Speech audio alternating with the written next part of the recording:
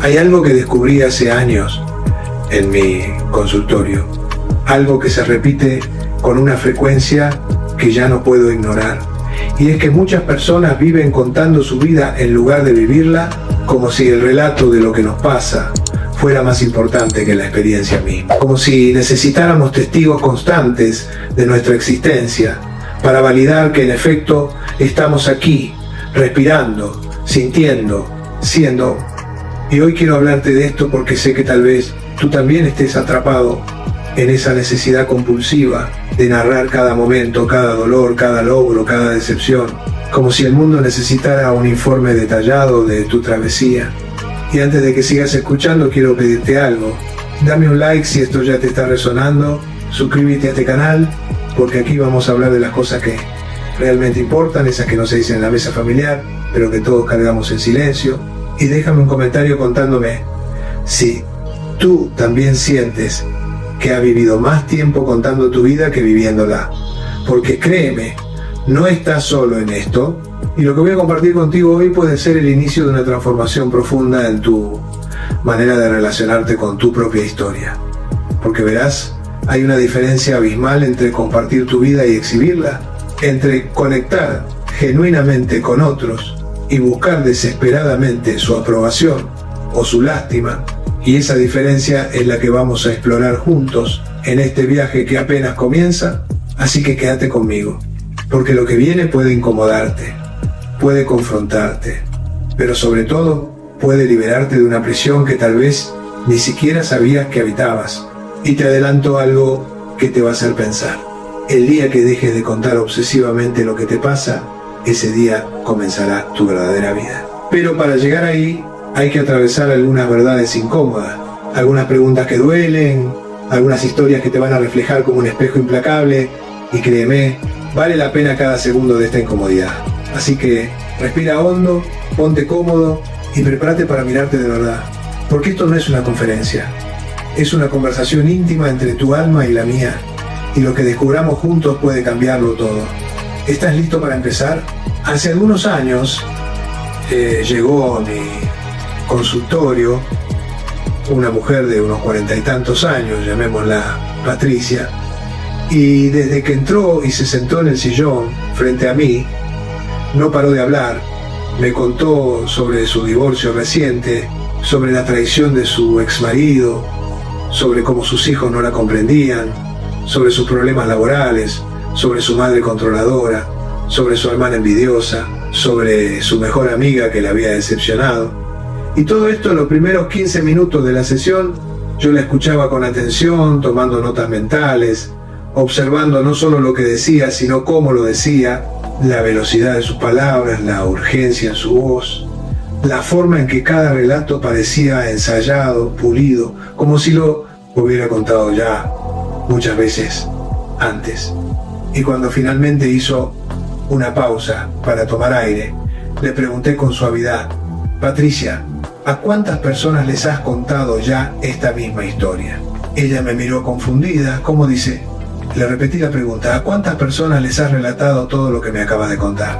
Se quedó pensando un momento y luego respondió: no sé, a muchas, supongo, a mis amigas, a mi terapeuta anterior, a mi familia. En redes sociales he publicado algunas cosas. ¿Por qué? Y entonces le dije algo que la dejó completamente en silencio. Le dije: Patricia, me parece que has estado tan ocupada contando tu historia que te olvidaste de vivirla.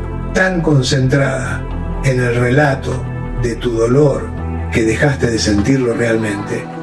Tan absorta en conseguir que otros validen tu sufrimiento que perdiste de vista la posibilidad de transformarlo. Y ella comenzó a llorar, no con el llanto dramático de quien busca consuelo, sino con ese llanto profundo y genuino de quien acaba de reconocer una verdad que llevaba años evadiendo. Y me dijo entre lágrimas: es cierto, siento que mi vida se ha convertido en una historia que repito una y otra vez, como si al contarla pudiera cambiar su final, como si al conseguir que otros me compadezcan pudiera por fin compadecerme yo misma.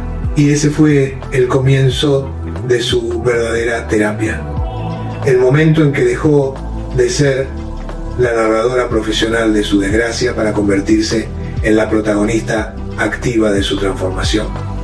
Pero no fue fácil, porque cuando uno ha construido toda su identidad alrededor de sus heridas, cuando ha conseguido atención, compasión, validación y hasta un cierto estatus de víctima honorable, a través del relato constante de sus desgracias, dejar de contar se siente como dejar de existir, como si al cerrar la boca nos volviéramos invisibles, irrelevantes, olvidables. Y esa es precisamente la trampa en la que muchos caemos sin darnos cuenta. Confundimos nuestra historia con nuestra identidad, nuestro dolor con nuestra esencia, nuestra narrativa con nuestra verdad, y entonces nos convertimos en prisioneros de nuestro propio relato, repitiendo los mismos dramas, las mismas quejas, los mismos reclamos, no porque no podamos cambiar, sino porque cambiar significaría perder la única versión de nosotros mismos que hemos aprendido a reconocer y que los demás han aprendido a esperar de nosotros. Permíteme contarte una historia que leí hace tiempo. No recuerdo exactamente dónde, pero se me quedó grabada como esas enseñanzas que uno intuye que va a necesitar algún día. Había un hombre en un pueblo pequeño que había perdido una pierna en un accidente laboral. Hacía ya varios años. Y cada día, sin falta, se sentaba en la plaza principal del pueblo y le contaba a quien quisiera escucharlo la historia de cómo había perdido su pierna, con lujo de detalles, describiendo el dolor, la injusticia, la negligencia de su empleador, las secuelas físicas y emocionales. Y la gente al principio se detenía a escucharlo, le expresaban su compasión, algunos hasta le daban algo de dinero, pero con el paso del tiempo la gente comenzó a evitarlo, a cambiar de acera cuando lo veía, a inventar excusas para no detenerse. Hasta que un día, un sabio visitante llegó al pueblo y se sentó junto a él. Escuchó pacientemente toda su historia, y cuando el hombre terminó, el sabio le preguntó: ¿hace cuánto perdiste tu pierna? El hombre respondió: hace 7 años. Y el sabio entonces le dijo: me parece que has perdido tu pierna 7.000 veces, una vez cuando sucedió el accidente, y 6.999 veces cada vez que has contado la historia. El hombre se quedó perplejo. ¿Qué quiere decir? Y el sabio continuó: cada vez que relatas tu tragedia la revives. Cada vez que describes tu dolor lo reproduces. Cada vez que buscas la compasión de otros te atas más firmemente a la identidad de la víctima. No estás recordando lo que pasó. Estás haciendo que pase de nuevo, una y otra vez. Y al hacerlo no solo mantienes viva la herida, sino que impides que cicatrice. Dime algo, ¿qué has hecho con tu vida en estos 7 años, además de contar esta historia?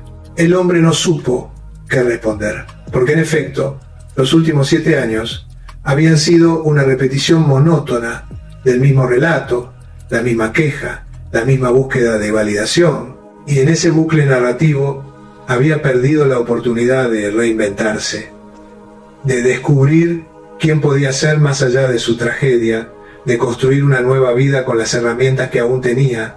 Y esa historia, aunque simple, contiene una verdad profunda que todos necesitamos escuchar. Contar obsesivamente lo que nos pasó no nos sana, nos ancla, no nos libera, nos aprisiona, no nos da poder, nos lo quita, porque cada vez que repetimos el relato de nuestra herida, estamos eligiendo identificarnos con ella. Estamos diciéndole al universo y a nosotros mismos: esto es lo que soy, esto es lo único relevante de mí, este dolor, esta pérdida, esta injusticia.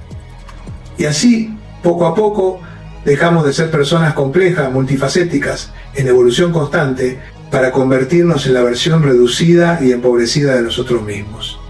La versión que cabe en una anécdota dramática, en una publicación de redes sociales, en una conversación de café donde competimos a ver quién ha sufrido más. Y aquí quiero hacer una pausa importante, porque sé que algunos de ustedes están pensando: pero Jorge, ¿acaso no es importante compartir lo que nos pasa?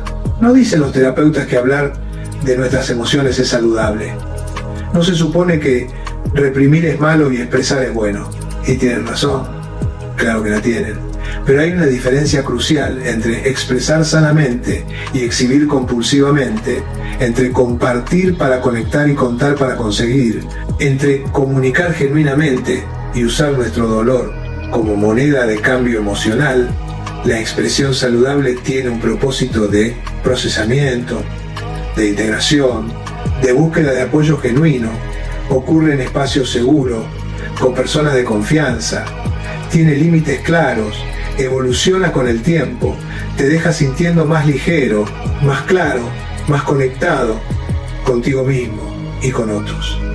En cambio, la narración compulsiva es repetitiva, se siente como un disco rayado, busca constantemente nueva audiencia, porque la anterior ya se cansó de escuchar lo mismo. Tiene un tono de queja o de drama que no varía, te deja exactamente igual o peor de como estabas antes de contar, porque no estás procesando, estás performando, no estás sanando, estás alimentando la herida.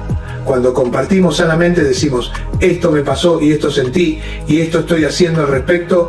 Cuando narramos compulsivamente decimos, esto me pasó y mírenme, compadézcanme, indigénense por mí, validen que soy víctima, confirmen que tengo razón, atestiguen mi sufrimiento. ¿Notas la diferencia? En el primer caso estás en un proceso activo de transformación. En el segundo estás en un ciclo estático de victimización. Y aquí viene algo importante que quiero que entiendas profundamente. No estoy diciendo que tus heridas no sean reales, no estoy minimizando tu dolor, no te estoy pidiendo que finjas que todo está bien cuando no lo está. Lo que te estoy diciendo es que hay una forma de relacionarte con tu historia que te empodera y hay otra que te paraliza, una que te ayuda a sanar y otra que perpetúa el sufrimiento. Y solo tú puedes decidir cuál vas a elegir, porque sí, es una elección, aunque no lo parezca. Cada vez que abres la boca para contar lo que te pasó, estás eligiendo. Cada vez que publicas en redes sociales tu drama del día, estás eligiendo. Cada vez que conviertes una conversación casual en una sesión de terapia improvisada, estás eligiendo. Y la pregunta no es si vas a hablar de lo que te pasa. La pregunta es ¿para qué lo haces? ¿Lo haces para liberarte o para aferrarte? ¿Para transformar o para estancarte? ¿Para conectar genuinamente o para manipular emocionalmente? ¿Para procesar o para presumir tu sufrimiento? Y sé que estas preguntas son incómodas, sé que tal vez estás sintiendo resistencia ahora mismo, pensando que yo no entiendo tu situación particular, que tu caso es diferente, que tus heridas son más profundas, que tu dolor merece ser contado. Y está bien, esa resistencia es información valiosa, presta atención a ella, porque a menudo la intensidad de nuestra resistencia es proporcional a la cercanía de la verdad que estamos evadiendo. Recuerdo a otro paciente, un hombre joven, llamémoslo Martín, que vino a terapia porque, según sus palabras, se sentía incomprendido por todos. Sus padres no lo entendían, su novia no lo valoraba, sus jefes no reconocían su talento, sus amigos no apreciaban su amistad. Y cuando comenzamos a trabajar juntos, me di cuenta de que Martín había desarrollado una habilidad casi artística para narrar cada pequeña decepción, cada malentendido, cada momento en que se había sentido ignorado o menospreciado. Tenía anécdotas perfectamente estructuradas, con inicio, nudo y desenlace, donde él siempre era el protagonista incomprendido y los demás los villanos insensibles. Y lo fascinante era que cada historia terminaba con la misma frase: ¿podés creerlo? Como si el mundo estuviera en constante conspiración contra él. Un día, después de escucharlo durante varias sesiones, le propuse un ejercicio que al principio le pareció absurdo, pero que terminó siendo revelador. Le pedí que durante 2 semanas llevara un diario, pero con una regla específica. Solo podía escribir sobre cosas que le habían pasado, sin incluir ninguna interpretación, ningún juicio, ninguna valoración sobre si fue justo o injusto, bueno o malo, solo los hechos puros y simples. Al principio se resistió. Me dijo que eso era imposible, que los hechos no existen separados de su significado. Y en parte tenía razón. Pero insistí: quiero que hagas el experimento, escribe solo lo que pasó, no lo que sentiste al respecto ni lo que crees que significa. Al cabo de las 2 semanas volvió y me mostró su diario. Había escrito cosas como: mi jefe no me saludó en el pasillo, mi novia tardó 3 horas en responder mi mensaje, mis padres no me llamaron en mi cumpleaños.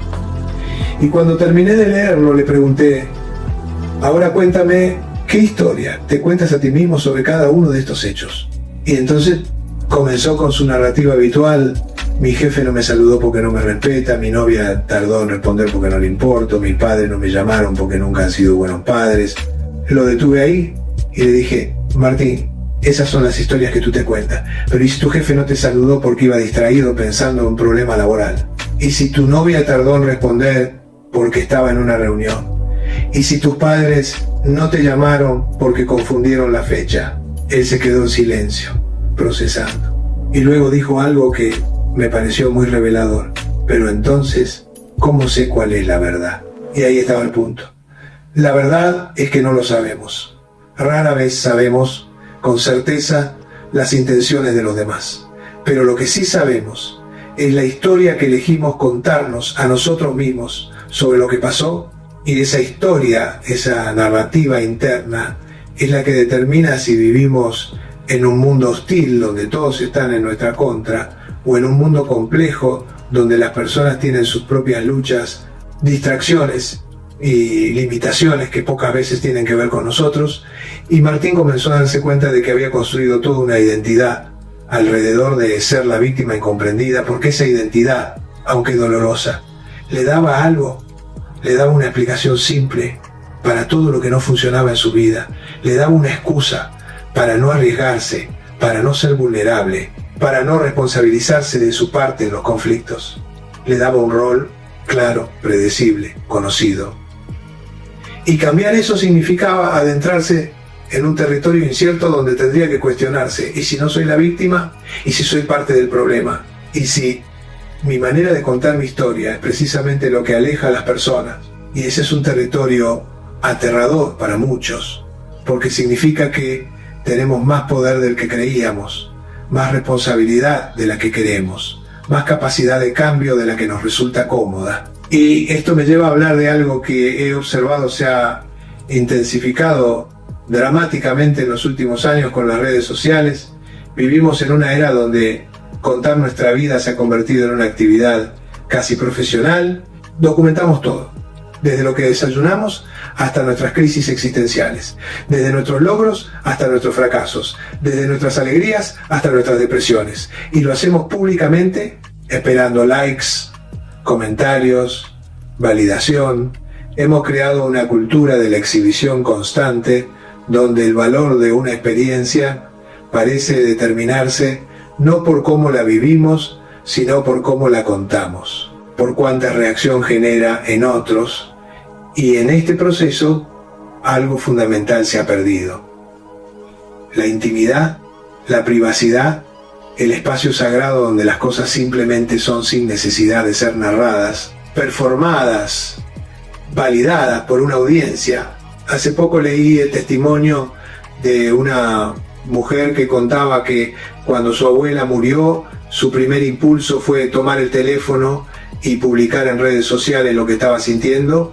Escribió un post largo y emotivo, lo publicó, y en cuestión de minutos comenzaron a llegar las reacciones, los mensajes de pésame, los corazones, los abrazos virtuales. Y ella admitía que en ese momento sintió un alivio extraño, como si el dolor se hubiera vuelto más real porque otros lo estaban atestiguando. Pero luego, días después, se dio cuenta de que había algo profundamente perturbador en todo aquello. Se dio cuenta de que no había llorado realmente a su abuela, no se había sentado con su dolor en silencio, no había procesado la pérdida en la intimidad de su corazón. En cambio, había convertido su duelo en contenido, en una performance pública de sufrimiento, y en ese proceso había perdido la oportunidad de experimentar el dolor puro, sin filtros, sin audiencia, sin necesidad de traducirlo en palabras para consumo de otros. Y me parece que eso es algo que está pasando a nivel colectivo, ¿no? Estamos perdiendo la capacidad de vivir experiencias sin inmediatamente convertirlas en narrativa pública. Estamos perdiendo la habilidad de sentir sin simultáneamente narrar el sentimiento. estamos perdiendo el músculo de la interioridad, ese espacio privado donde procesamos, integramos, nos encontramos con nosotros mismos sin la mediación de la mirada ajena. Y esto tiene consecuencias profundas, porque cuando todo se vuelve público, cuando todo se convierte en historia para contar, perdemos el acceso a nuestra verdad más profunda, esa que no puede ser narrada porque es demasiado compleja, demasiado contradictoria, demasiado íntima. Esa verdad que solo puede ser sentida, habitada, vivida, pero nunca completamente traducida en palabras para otros. Ahora bien, quiero que te hagas una pregunta honesta. Y por favor, tómate un momento antes de responder automáticamente. ¿Cuántas veces en la última semana has sentido la urgencia de contar algo que te pasó? No me refiero a compartir información necesaria. No hablo de comunicación funcional. Me refiero a esa necesidad casi compulsiva de narrar, de que otros sepan, de conseguir una reacción. Tal vez fue algo que te molestó, tal vez un logro que alcanzaste, tal vez un problema que enfrentaste, tal vez simplemente una reflexión que tuviste. Y pregúntate, ¿qué buscabas al contar? Comprensión, validación, consejo, admiración, compasión, conexión genuina, o simplemente llenar un vacío, calmar una ansiedad, confirmar que existe porque otros te ven. Y luego pregúntate, ¿cómo te sentiste después de contarlo? ¿Más liviano, más confundido, satisfecho, aún más ansioso, conectado, solo? Estas preguntas son importantes porque nos dan información sobre la función que cumple en nosotros el acto de contar. Para algunos, contar es una forma de procesar, de ordenar el caos interno. Y eso es saludable. Para otros, contar es una forma de buscar afuera lo que no pueden darse adentro, validación, consuelo, sentido de identidad. Y eso es una señal de que algo necesita atención. Para otros más, contar se ha convertido en una adicción, en una compulsión, en algo que hacen automáticamente sin siquiera preguntarse por qué. Y cuando llegamos a ese punto, cuando contar se vuelve automático, cuando no podemos simplemente estar con una experiencia sin inmediatamente necesitar narrarla, entonces estamos en problemas. Porque hemos perdido la capacidad de habitar nuestra propia vida. Nos hemos convertido en narradores compulsivos que observan su existencia desde afuera, que la comentan, la editan, la presentan, pero que rara vez la viven plenamente. Y vivir plenamente requiere presencia, requiere estar aquí, ahora, sintiendo lo que se siente, sin la necesidad de traducirlo inmediatamente en palabras, sin la urgencia de convertirlo en contenido para otros.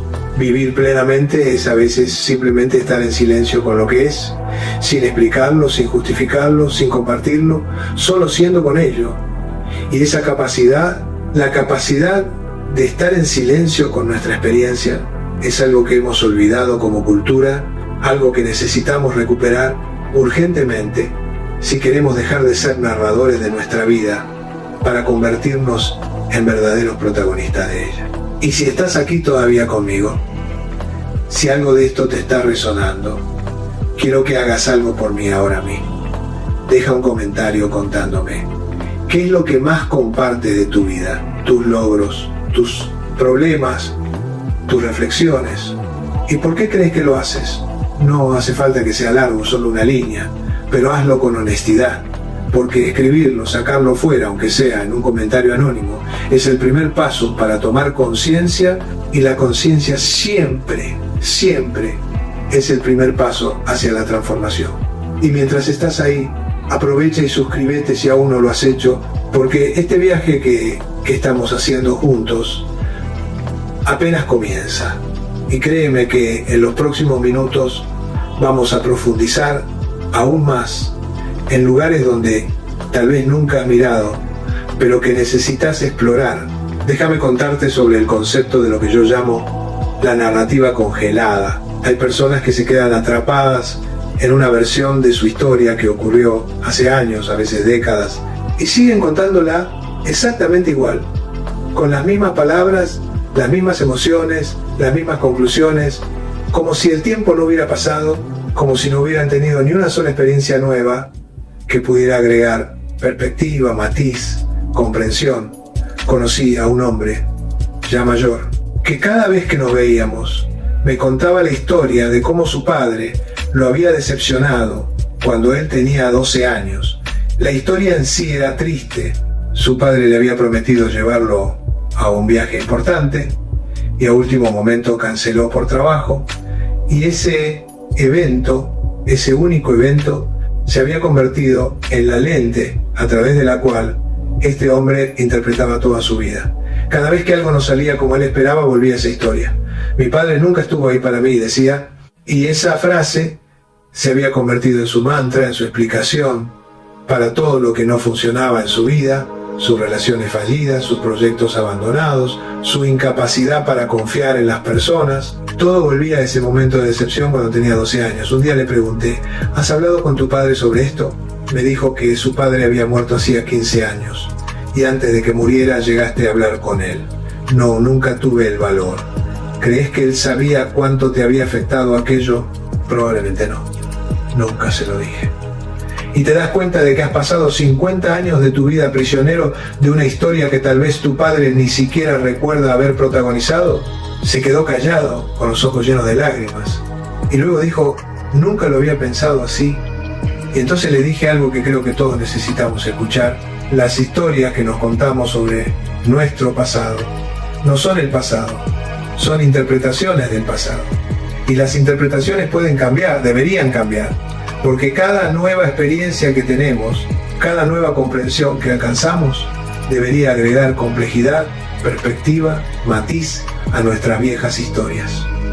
Cuando mantenemos una narrativa congelada, cuando contamos nuestra historia exactamente igual año tras año, no estamos siendo fieles al pasado, estamos siendo infieles al presente, porque estamos negando todo lo que hemos aprendido, todo lo que hemos vivido, toda la sabiduría que hemos acumulado desde entonces. Una narrativa sana es una narrativa viva, que evoluciona, que se transforma, que incorpora nueva información, que se vuelve más compleja, más compasiva, más comprensiva con el tiempo. Si tu historia de hace 10 años es idéntica a tu historia de hoy, entonces has pasado 10 años sin crecer, sin aprender, sin transformarte. Has pasado 10 años repitiendo en lugar de viviendo. Y hay algo más que quiero que consideres. Cada vez que cuentas tu historia estás eligiendo qué incluir y qué omitir, qué enfatizar y qué minimizar, qué personajes destacar y cuáles dejar en la sombra. Estás haciendo un trabajo de edición, consciente o inconsciente. Y esas elecciones revelan mucho sobre tu relación contigo mismo y con tu experiencia. Hay personas que sistemáticamente editan sus historias para aparecer como víctimas, omitiendo las partes donde tuvieron agencia, donde tomaron decisiones, donde contribuyeron al resultado. Hay personas que editan sus historias para aparecer como héroes, exagerando sus logros, minimizando sus errores, construyendo una narrativa de éxito que no se corresponde con la complejidad de la realidad. Hay personas que editan sus historias para conseguir compasión, enfatizando el sufrimiento, las injusticias, las dificultades, mientras ocultan las fortalezas, los apoyos, las oportunidades. Y todas estas formas de edición tienen algo en común: nos alejan de la verdad, nos convierten en personajes en lugar de personas, en arquetipos en lugar de seres humanos complejos y contradictorios. Y la pregunta que quiero que te hagas es: ¿cómo editas tú tu historia? Cuando cuentas lo que te pasa, ¿qué partes enfatizas? ¿Qué partes omites? ¿Qué rol te das a ti mismo? Víctima, héroe, mártir, sabio, incomprendido, luchador incansable. Y más importante aún, ¿esa edición te sirve? ¿Te acerca a quien quieres ser o te aleja? ¿Te empodera o te limita? Porque las historias que contamos sobre nosotros mismos son profecías autocumplidas. Si me cuento a mí mismo y a los demás que soy alguien que siempre fracasa, que nunca tiene suerte, que está destinado al sufrimiento, entonces voy a buscar inconscientemente evidencia que confirme esa narrativa. Voy a ignorar o minimizar cualquier cosa que la contradiga.